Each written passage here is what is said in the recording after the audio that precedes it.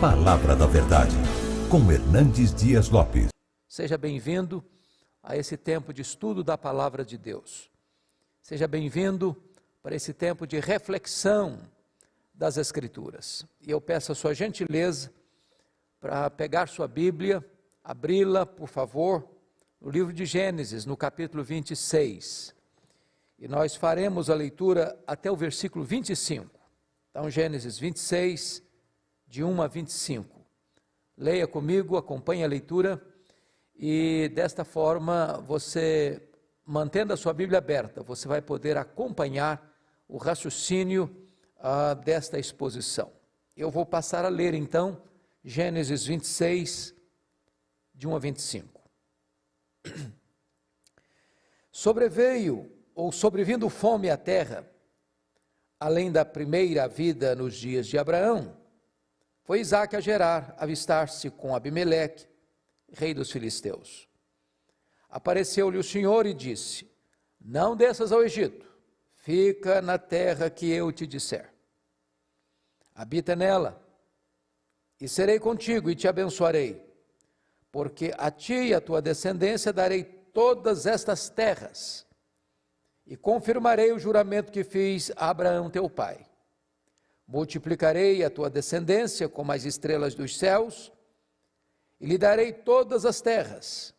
Na tua descendência serão abençoadas todas as nações da terra, porque Abraão obedeceu a minha palavra e guardou os meus mandamentos, os meus preceitos, os meus estatutos e as minhas leis. Isaque, pois, ficou em Gerar.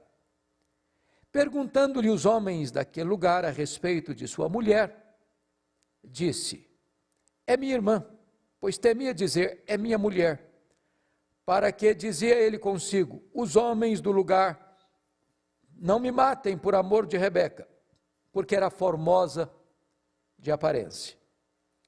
Ora, tendo Isaque permanecido ali por muito tempo, Abimeleque, rei dos filisteus, olhando da janela, viu que Isaque acariciava Rebeca, sua mulher.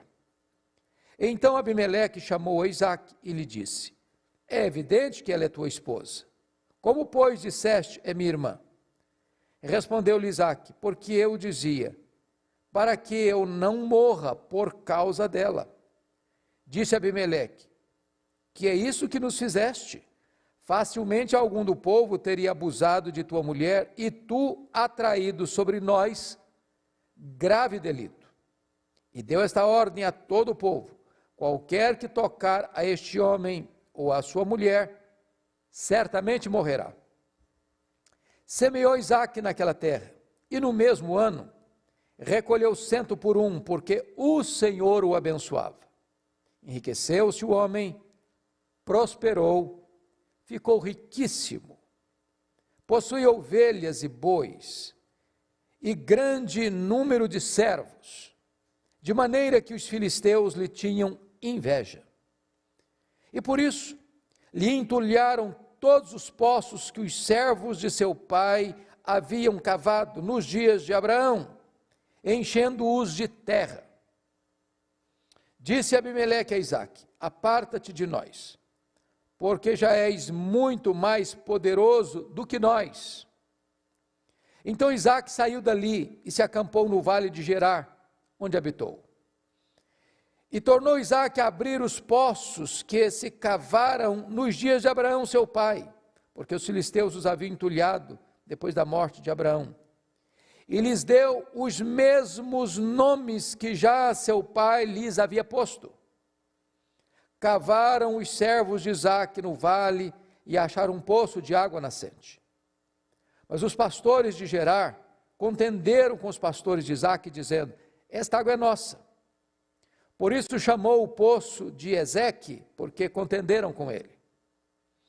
Então cavaram outro poço e também por causa desse contenderam. Por isso recebeu o nome de Sitna. Partindo dali, cavou ainda outro poço. E como por esse não contenderam, chamou-lhe Reobote e disse: porque agora nos deu lugar o Senhor e prosperaremos na terra. Dali subiu para Berseba. Na mesma noite, lhe apareceu o Senhor e disse: Eu sou o Deus de Abraão, teu pai. Não temas, porque eu sou contigo. Abençoar-te-ei e multiplicarei a tua descendência, por amor de Abraão, meu servo.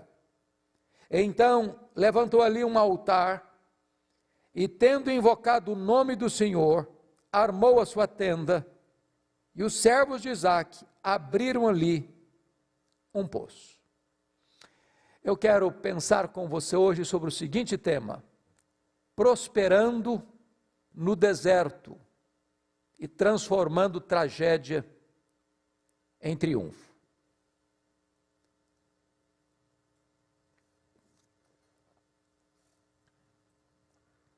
Isaque está enfrentando uma crise, uma grande crise. A crise que Isaque está enfrentando é que a fome está assolando a terra. Naquela conjuntura em que Isaque vivia, diferente da nossa, não bastava apenas ter dinheiro, moeda, porque quando a fome assolava, isso significava o seguinte: a terra não está produzindo, a seca é implacável, a chuva não vem, a região é desértica. Não havendo chuva, não tem colheita. Não havendo chuva, a seca sendo severa, os pastos secam, os rebanhos não têm como sobreviver. E então a pobreza é instalada e a fome vem de carona nessa crise. Talvez você hoje veja um cenário um pouco parecido, onde esta pandemia traz na sua esteira uma das mais graves crises econômicas da nossa história. Empresas robustas estão quebrando, pequenas empresas fechando as portas, gente estabilizada na sua empresa ficando desempregado, comerciantes pequenos achando que não podem mais reabrir os seus empreendimentos. E certamente, como tem se alertado fartamente nesse país, a fome vem de carona nessa crise para assolar a terra. Então este é o panorama, este é o cenário, esta é a conjuntura em que Isaque está vivendo. Daqui então eu quero tirar algumas lições. E a primeira delas é que você precisa seguir as orientações de Deus, em vez de fugir na hora da crise. É claro que Isaque, ao perceber que a fome chegou na sua terra, ele vai procurar, diz a Bíblia, Abimeleque, rei dos filisteus, em Gerar. Seu pai já vivera ali, Abraão já passara por lá. Abraão teve uma experiência de fracasso em Gerar, porque mentiu sobre a sua mulher Sara, dizendo que ela era sua irmã. E ela foi levada para o harém do rei dos filisteus. Mas agora, na hora do aperto, Isaque vai para lá. E é nessa conjuntura que está escrito no verso 2, apareceu-lhe o Senhor e disse, não desças ao Egito, fica na terra que eu te disser. A primeira coisa que você precisa tomar muito cuidado é na crise não buscar atalhos, aparentemente vantajosos, mas que podem ser um laço para os seus pés. Naquela época, naquela região, quando uma crise chegava de fome, de seca, todos os nômades e seminômades fugiam para o Egito. O Egito era a espécie de celeiro do mundo. O Nilo era certamente a condição de oferecer alimento para o mundo na hora da crise, porque mesmo que a seca fosse severa, o Nilo rasgava as entranhas do deserto, esparramava suas águas, e isso produzia fartura, comida, celeiros cheios. E Isaque é tentado ir para lá. E Deus diz: não desça ao Egito. Lá no Egito, conforme relata o capítulo 13 de Gênesis, Abraão foi para lá. E diz a Escritura, no capítulo 12, aliás, versículos 10 a 20, que Abraão sofre um golpe muito grande ali. Seu pai, Abraão, tinha mentido acerca da sua mulher, com medo de que fosse morto. E Sara é levada ao harém do faraó. E não fora a intervenção de Deus, e as promessas da aliança estariam comprometidas pelo medo de Abraão. Depois, Abraão recebe muito dinheiro, muitos presentes por causa de Sara, porque eles não sabem que Sara é mulher de Abraão, pensaram que ela era irmã dele, e então cumulam Abraão de presentes, de servos e de servas.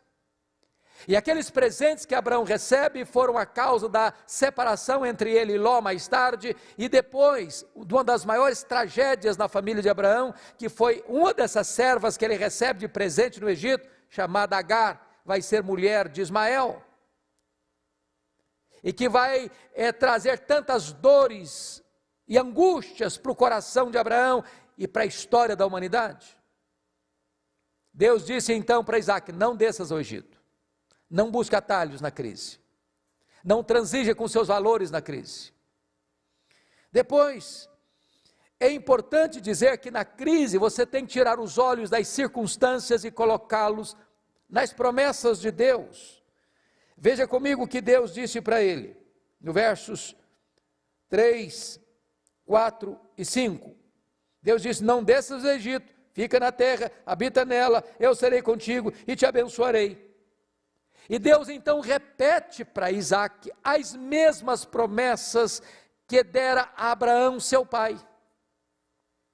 Ou seja, você e eu não andamos pela vista, você e eu andamos pelas promessas, pela fé nas promessas. Você recebe as promessas de Deus, não é quando você busca os atalhos, você recebe as promessas de Deus, é quando você anda em obediência a Deus. Deus não tem nenhum compromisso com as nossas loucuras, Deus não tem nenhum compromisso com as nossas escolhas erradas, Deus não tem nenhum compromisso em cumprir a sua palavra a nós, quando nós estamos numa rota de desobediência. Mas se você não olhar a circunstância e a despeito da crise, você honrar a Deus, obedecer a Deus, então Deus renova a você as suas promessas, as suas bênçãos. E Deus então promete a Isaque novamente algumas coisas. Primeiro, presença. Segundo, bênção. Terceiro, descendência numerosa. Quarto, descendência multiplicada. E mais do que isso, descendência abençoada. Então tudo aquilo que Deus prometer a Abraão, Deus repete agora para Isaque. Não olhe para as circunstâncias, Isaque, olha para as minhas promessas. E finalmente, na crise, é preciso obedecer a Deus sem racionalizações. Olha comigo o versículo 6. Isaque, pois, ficou em Gerar. Então preste bem atenção nisso. Gerar era a região onde estava a sede do governo dos filisteus. Abimeleque não é um nome de um rei, é um título do rei. Mesmo título, por exemplo, para Faraó do Egito, Abimeleque era o título do rei dos filisteus. E você percebe que há muitos anos, quando Abraão passou por lá, o rei era chamado também de Abimeleque. Não é a mesma pessoa, mas é o rei que recebe o mesmo título. Então Deus diz para ele: olha, fica, e ele ficou. Deus dá uma ordem, e ele não tenta se justificar, ele não tenta driblar a sua consciência, ele não tenta fazer provisão para a desobediência, ele obedece prontamente a Deus sem racionalizações. Pois bem, segunda lição que eu quero tirar aqui com você é que na crise você e eu não podemos transigir com os absolutos de Deus. Olha comigo os versos 7 a 11. Quando então ele vai para Gerar, ele comete o mesmo erro que o seu pai cometeu há tantos anos no passado. Esses homens tinham uma bênção. Todos eles, Abraão, Isaque e Jacó, casaram-se com mulheres muito bonitas. Sara, Rebeca e Raquel. Abraão, com medo de ser morto pelos homens do Egito e de Gerar, por causa da beleza de Sara, mentiu, dizendo que era irmã. O pecado dos pais, de certa forma, são imitados pelos filhos. E agora diz o texto, no versículo 7, que quando Isaque desce a Gerar, entra naquela terra, ele fica com medo dos homens, porque a sua mulher era muito bela, muito formosa. E com medo de que eles pudessem matá-lo por causa da sua mulher, para ficar com ela, ele mente, dizendo que ela era sua irmã. Então eu chamo a sua atenção para 3 pontos aqui. Primeiro, a mentira contada no verso 7. Mentira contada. Perguntando-lhe os homens daquela terra a respeito de sua mulher, diz: é minha irmã, pois temia dizer, é minha mulher, para que dizia consigo os homens do lugar: não me matem por amor de Rebeca, porque era formosa de aparência. A mentira tem pernas curtas. A mentira não vai muito longe. E então, a mentira contada em segundo lugar vai ser mentira descoberta. Olha comigo o versículo 8. Ora, tendo Isaque permanecido ali muito tempo, ou por muito tempo, Abimeleque, rei dos filisteus, olhando da janela, viu que Isaque acariciava a Rebeca, sua mulher. Então, a máscara caiu. A mentira tornou-se exposta, descoberta. Então, o homem de Deus passa a se tornar mentiroso.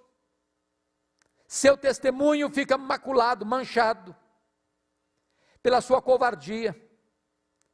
Porque não é um pecado de mentira, é um pecado de egoísmo.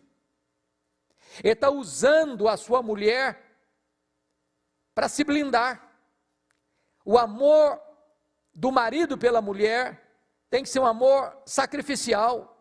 A Bíblia diz que Cristo amou a igreja, a si mesmo se entregou por ela, morreu por ela, e é desta maneira que o marido deve amar a mulher, não fazer da mulher um escudo para se proteger. Então ele foi covarde, ele foi egoísta, ele colocou a sua mulher na vitrine, ele usou um atributo da sua mulher, a sua beleza, como um escudo para ele, para que ele não fosse morto. Faltou-lhe amor à sua mulher, porque no amor não tem medo, o amor lança fora todo medo. Faltou a ele fidelidade à sua mulher, porque ela poderia ser abusada naquela terra pela mentira dele, pela covardia dele, pela fraqueza moral dele. Mas em terceiro lugar, a mentira contada vai ser, em segundo lugar, a mentira descoberta. E em terceiro lugar, a mentira descoberta vai ser mentira reprovada. Olha o versículo 10 e 11 comigo. Disse Abimeleque: que é isso que nos fizeste? Facilmente algum do povo teria abusado de tua mulher, e tu atraído sobre nós grande delito. E deu esta ordem a todo o povo: qualquer que tocar este homem ou a sua mulher, certamente morrerá. Mentira contada, mentira descoberta, mentira reprovada. Agora o homem de Deus está sendo exortado, repreendido por um rei pagão. Em vez de Isaque ser uma luz, é ele quem é reprovado pelo rei pagão, por causa do seu temor, por causa da sua falta de devoção à sua mulher. Mas veja você que há uma terceira lição no texto. Veja comigo, por favor, versículos 12 a 14. Deus é tão bom com a gente, que mesmo quando nós falhamos, Ele continua nos abençoando. E agora a terceira lição é, prosperando no deserto, faça o seu ordinário e espere o extraordinário de Deus. Então veja comigo o que vai acontecer, nos versos de número 12 a 14. Para você entender isso aqui, é muito importante saber que aquela região era uma região desertificada. Era uma região basicamente pastoril. As pessoas cuidavam de ovelhas. E Isaac, ao ir para Gerar, ele leva consigo uma espécie de expertise, de especialização, porque para sobreviver e prosperar no deserto, você tem que ter criatividade. O que Isaac fez? Ele começa a cavar poços, a reabrir poços antigos, a cavar novos poços, porque sem água o deserto está morto. Sem água não tem vida no deserto. Mas o deserto pode florescer onde tem água. Quando eu viajei pela primeira vez a Israel, isso nos idos de 1986, fiquei muito impressionado, porque saímos do Egito para Israel, atravessando o deserto Saara, a península do Sinai, e quando nós entramos no território de Israel, constatamos algo belíssimo. De um lado de cá, que hoje é território egípcio, o deserto nu, sem vida. No limite das duas nações, entrando em Israel, é o mesmo deserto. Mas vimos um pomar belíssimo, de laranjas, lindas, belas, árvores frondosas e frutíferas. E eu perguntei ao guia, por que de um lado reina a morte e do outro reina a vida? E ele me respondeu, onde tem água, toda a terra é terra boa. Israel levou água para o deserto, e o deserto floresceu. Pois bem, há 2000 anos antes de Cristo, Isaac vai se tornar um grande especialista em cavar poços e encontrar água no deserto. Agora veja comigo o que ele fez. Versículo 12. Semeou Isaac naquela terra. Isso é o ordinário. Isso é o que você pode fazer. Isso é o que está na sua responsabilidade de fazer.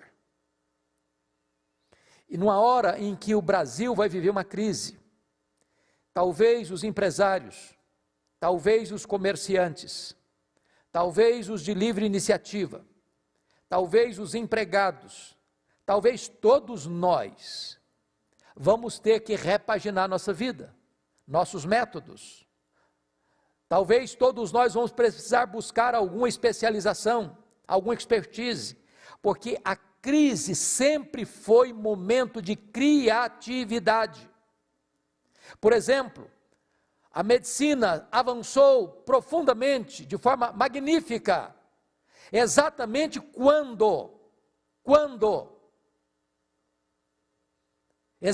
quando a situação era crítica, a situação era desesperadora.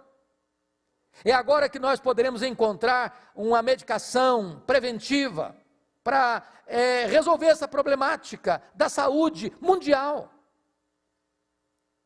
Talvez as grandes empresas vão ter que reestudar seus métodos, buscar novas informações, novos conhecimentos, novas pesquisas. É hora de começar a cavar poços no deserto. E foi o que Isaac fez. Primeira coisa, semeia no seu deserto. Você que talvez não vai ter mais jeito, a minha empresa vai fechar, meu comércio vai fechar, minha indústria vai fechar, meus negócios vão dar por água abaixo, eu não vou conseguir mais coisa nenhuma na vida, pois eu quero encorajar você a ser como Isaac, a semear no seu deserto. O ordinário é você quem vai fazer. Agora veja o extraordinário. Versículo 12. E no mesmo ano, recolheu 100 por 1, porque o Senhor o abençoava. Então preste bem atenção nisso. Semear é responsabilidade sua. Receber uma colheita de 100 por 1 é bênção de Deus. Quando você faz com entusiasmo, não apostando na crise, mas crendo na possibilidade da vitória, e semeia no seu deserto, Deus é poderoso para reverter isso e trazer para você uma colheita surpreendente. Olha o verso 13 comigo. Enriqueceu-se o homem, prosperou, ficou riquíssimo. Olha o verso 14. Possuía ovelhas e bois e grande número de servos, de maneira que os filisteus lhe tinham inveja. Então, é possível prosperar no deserto.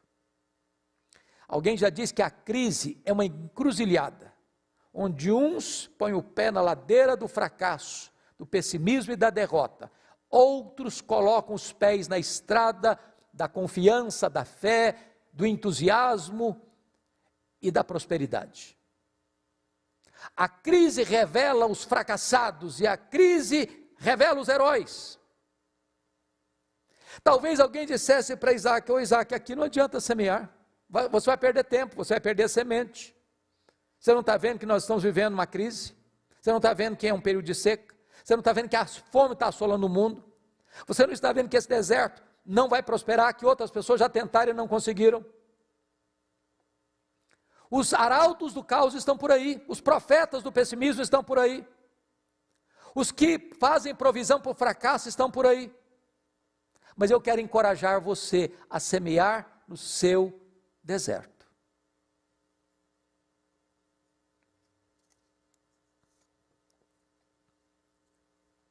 Quarta lição que esse texto nos ensina.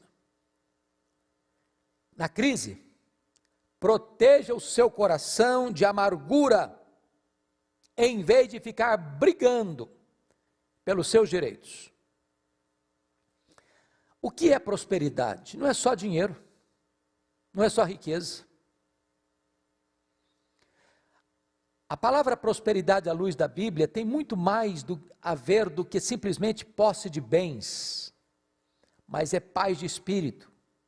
Há muitas pessoas pobres, prósperas, e há muitas pessoas ricas, miseráveis. Provérbios diz que há muitos que se dizem ricos sendo pobres, e há muitos que se dizem pobres sendo ricos. A Bíblia diz que é melhor um prato de verdura do que uma casa e uma panela cheia de carne onde há contenda. O rico é aquele que bota a cabeça no travesseiro e dorme. Está em paz com a sua consciência, está em paz com Deus, está em paz com o seu próximo. A riqueza adquirida em cima de brigas, de contendas, de mazelas relacionais, ela pode trazer muitos proventos e recursos para suas mãos, mas vai arruinar a sua alma, vai destruir as suas emoções, vai afundar você num poço de amargura.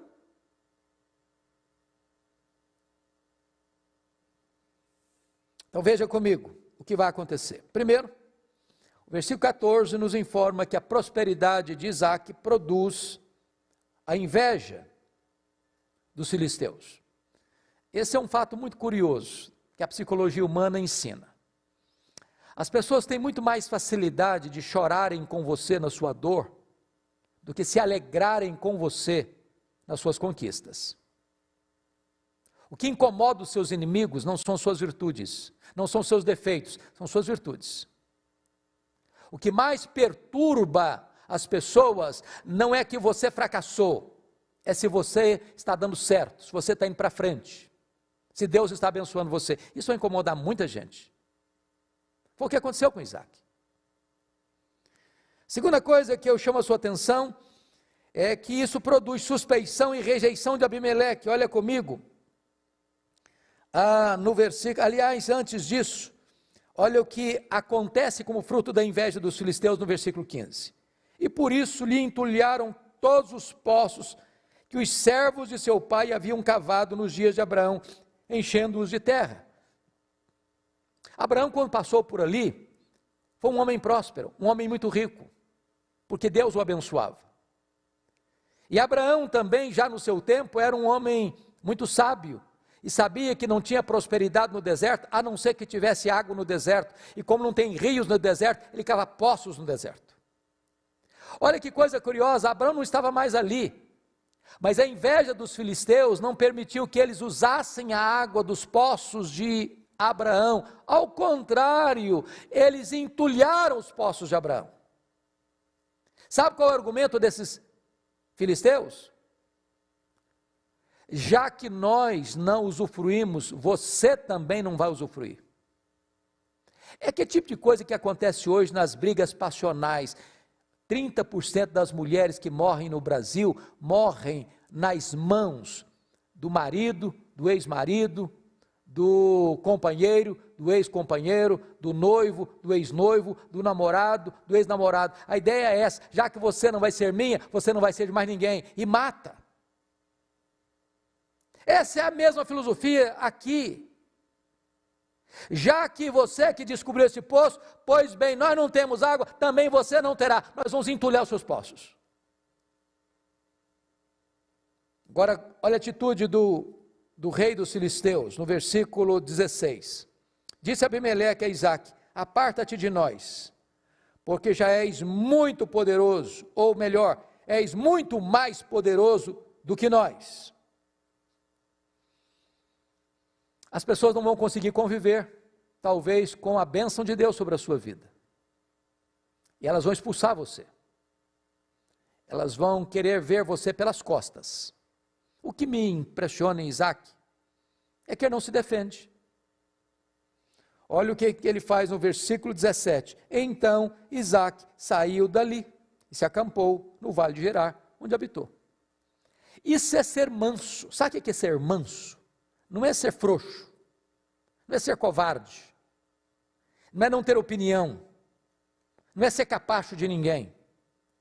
Manso é aquele que, embora tendo força na mão, não a aplica para esmagar o outro, para se defender.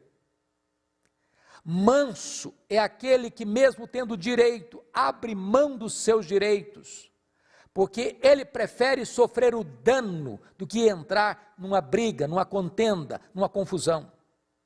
Esse é o manso, esse é o Isaque. Esse deve ser você e eu. Mas veja mais, versículos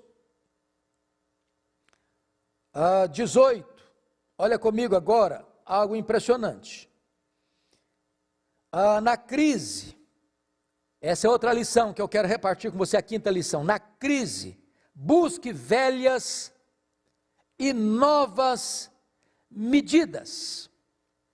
Primeiramente, olhe o versículo 18 comigo. E tornou Isaque a abrir os poços que se cavaram nos dias de Abraão, seu pai, porque os filisteus os haviam entulhado depois da morte de Abraão.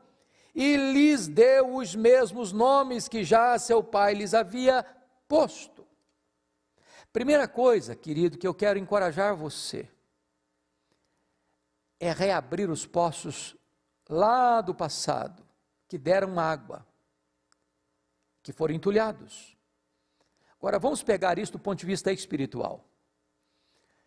Se você não leu ainda, recomendo a leitura do livro Avivamento de Martyn Lloyd-Jones.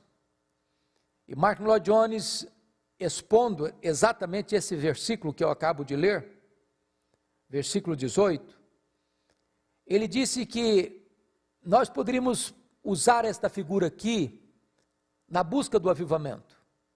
Porque tem muita gente hoje que na busca do avivamento quer correr atrás de novidades, quando na verdade nós deveríamos reabrir os poços que deram água no passado, voltar às origens, voltar ao primeiro amor, voltar à doutrina dos apóstolos, voltar à vida de oração.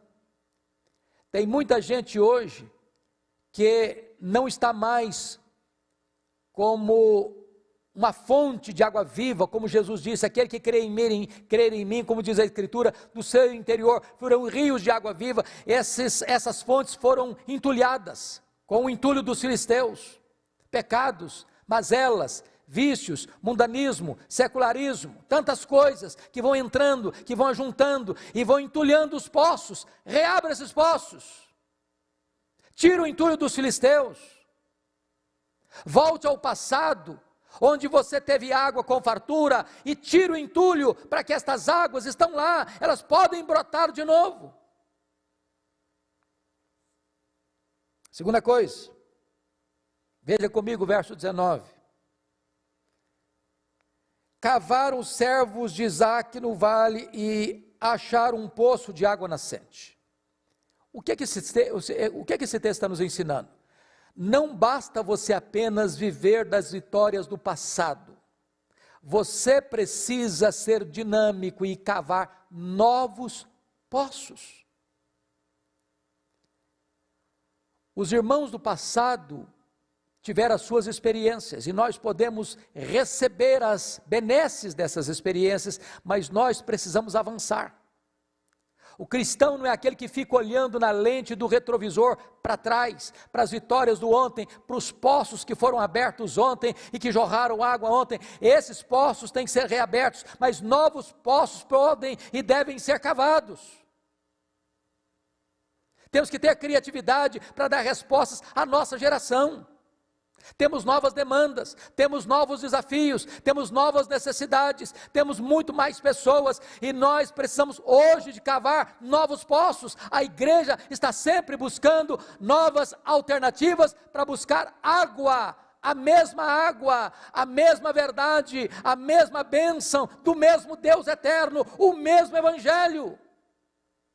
Não podemos usar os métodos dos pais da igreja, nem dos reformadores, nem dos puritanos do século XVII, se estamos em pleno século XXI. Precisamos sim, o mesmo evangelho, a mesma verdade, a mesma essência, mas buscando novos métodos para alcançar novas pessoas e mais abrangentes pessoas. Cave os seus poços. Mas vejam vocês, versículos 20 e 21. Mas os pastores de Gerar contenderam com os pastores de Isaque, dizendo: esta água é nossa. Por isso chamou o poço de Ezeque, porque contenderam com ele. Então cavaram outro poço, e também por causa desse contenderam, por isso recebeu o nome de Sitna. Partindo dali, cavou ainda outro poço, e como por esse não contenderam, chamou-lhe Reobote e disse: porque agora nos deu lugar o Senhor e prosperaremos na terra. O que Isaque está nos ensinando aqui é que nós não fomos chamados para contender, nós fomos chamados para sermos uma bênção. Tem hora que as pessoas vão querer muito que você contenda com elas, elas provocam você, elas entulham os seus poços, e você vai lá e reabre esses poços. E agora você cava um poço, e veja você de água nascente, água permanente. Fato espetacular num deserto, fonte de uma riqueza no deserto. E diz o texto, veja comigo, versículo 20, que os pastores de Gerar contenderam com os pastores de Isaque, dizendo: esta água é nossa. Isaque poderia ter declarado uma guerra ali. O próprio rei de Gerar tinha reconhecido que Isaque era mais poderoso do que eles. Mas Isaque toma uma decisão. Ele não entra nessa briga. Ele não entra nessa contenda. Quantas energias gastas hoje domesticamente? Quantas brigas desnecessárias? Quantas querelas nas redes sociais, quantos ataques. É hora de você parar e perceber o seguinte: não vale a pena você ganhar uma briga e perder a sua paz, e perder a sua alegria, e perder aquilo que Deus chamou você para fazer, prosperar no seu deserto. Então diz a Escritura, no verso 21, que os servos ou os pastores de Isaque cavaram outro poço, e também por causa desse, contenderam. E Isaque não fica ali contendendo, ele caminha para frente, ele vai à frente, ele entende uma coisa: Deus não o chamou para brigar, Deus o chamou para ser uma bênção, para ser o herdeiro da promessa, para ser pai de multidões. E ele não quer gastar sua energia, nem seu tempo, com seus críticos, nem com seus contendores. Ele vai para frente. E olha comigo o verso 22, partindo dali, cavou ainda outro poço. E como por esse poço não contenderam, chamou-lhe Reobote. Diz: agora Deus me deu largueza, agora Deus me deu espaço, agora eu vou prosperar. Deixa eu dizer algo muito importante a você. Eu não conheço a realidade da sua vida, nos detalhes, mas aqui há um ponto fundamental: seja um pacificador. No que depender de você, tenha paz com todos os homens. Fuja de brigas, fuja de contendas, fuja de querelas, seja dentro da sua casa, seja no seu trabalho, seja nos seus negócios, seja nos seus relacionamentos, seja dentro da igreja. Fuja. Deus vai honrar a sua atitude. Vai chegar um momento em que seus críticos ou seus perseguidores não terão mais condições de continuar essa contenda, porque verão a bênção de Deus sobre a sua vida.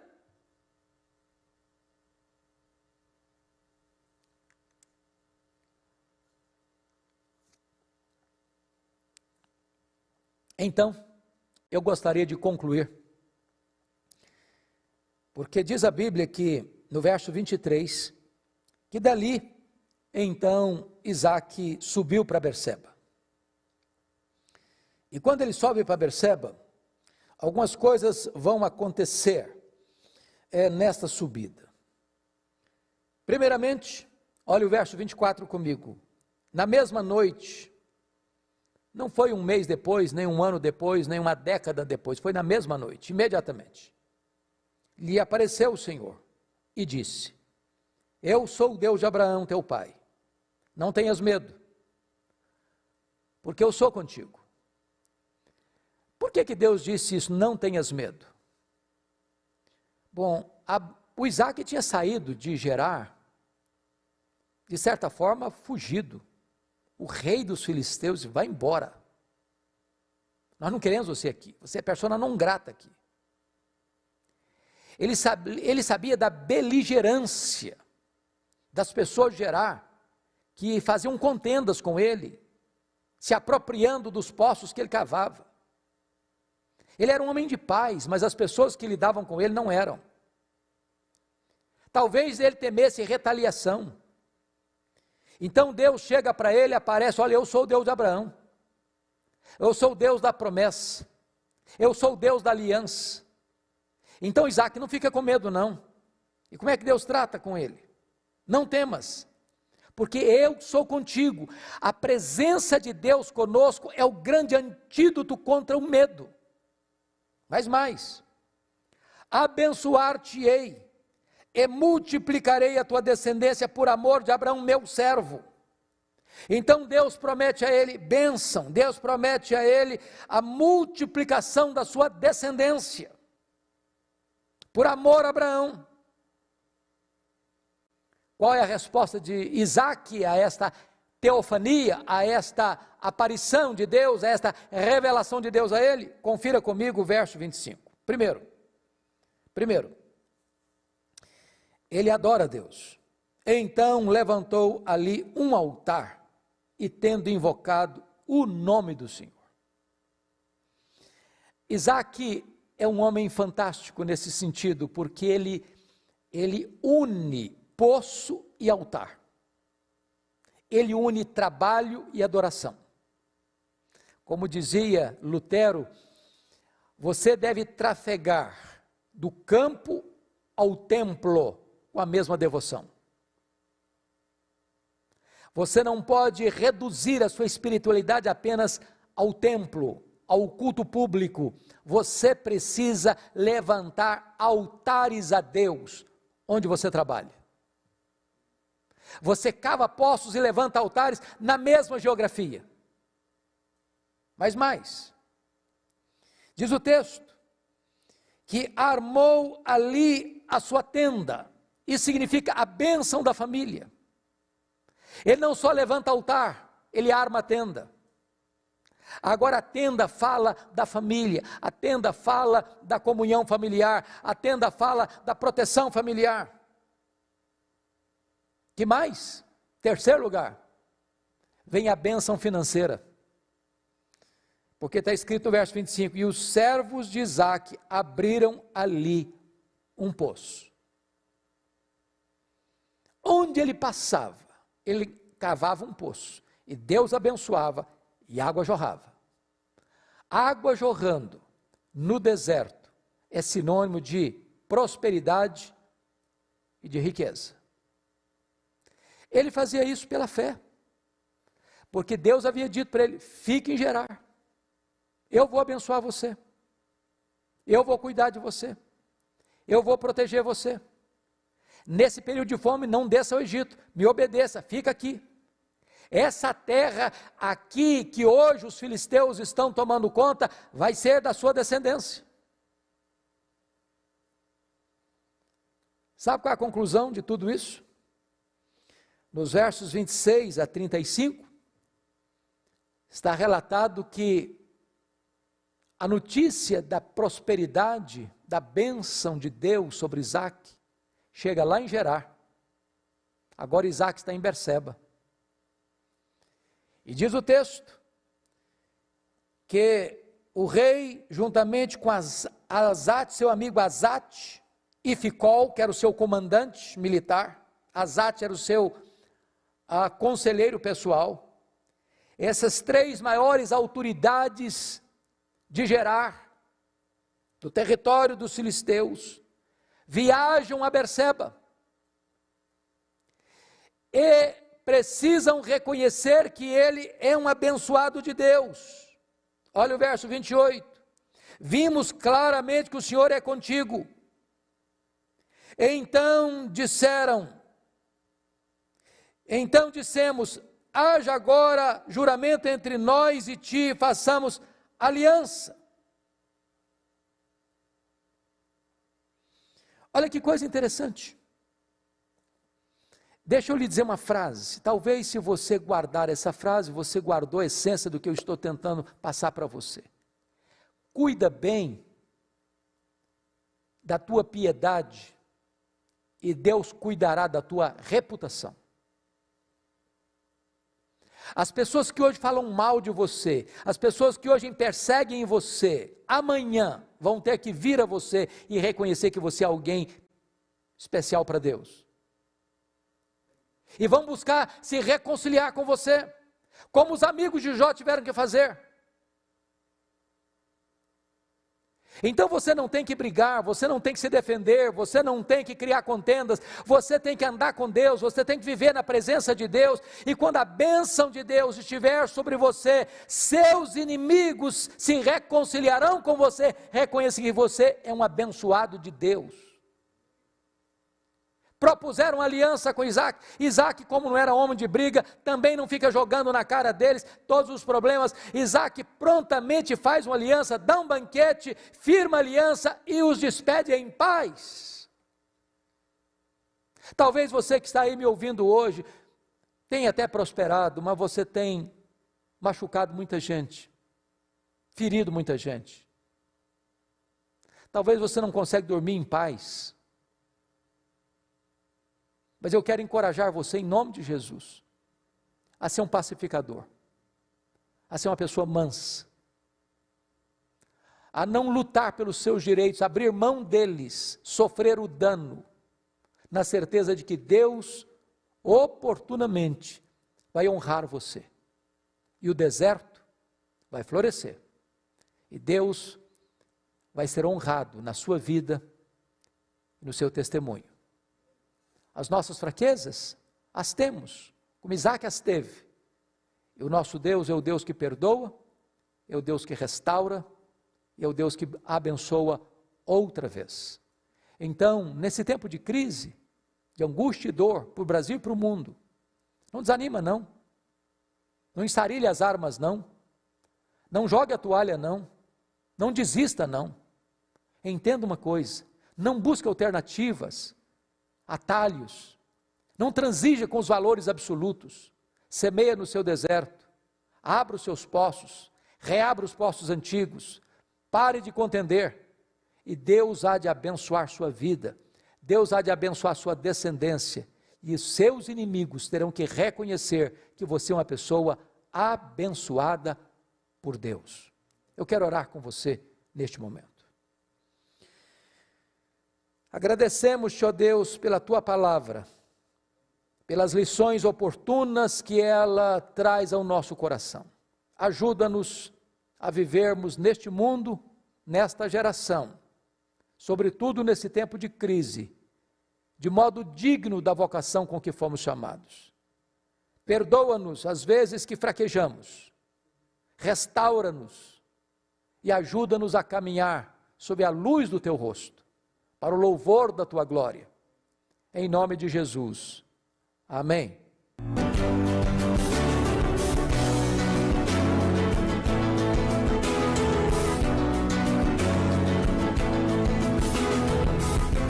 Palavra da Verdade, com Hernandes Dias Lopes.